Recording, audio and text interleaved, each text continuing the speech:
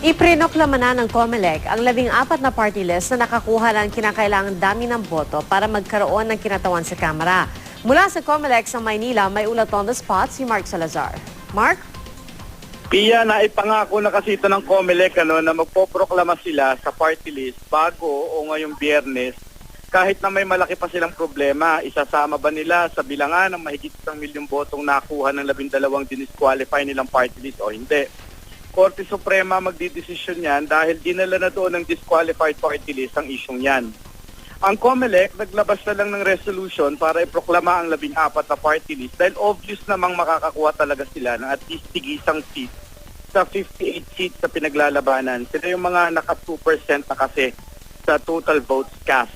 Isa-isahin ko yung 14, Buhay, A-Teacher, Bayan Muna, One Care, Akbayan, AKB, Abono, OFW, Gabriela, Co-op Natco, Agap, Tibak, Magdalo at Anwaray. Kasama dapat dyan yung Senior Citizens Party List na may mahigit 500,000 na nakuhang boto. Ibig sabihin naka 2% na rin. Kaso kasama nga sila sa 12 disqualified party list. Kaya hindi muna sinama sa canvassing ang boto nila hanggat hindi inuutos ng Supreme Court.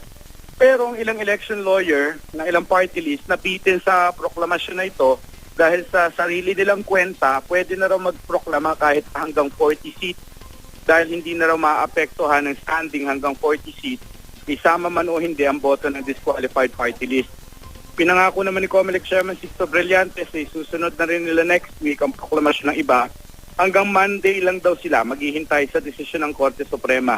Kumbaga sinasagad lang nila yung paghihintay dahil ayaw naman daw nilang magproklama sila tapos babawiin din. Depende yan sa sasabihin ng korte.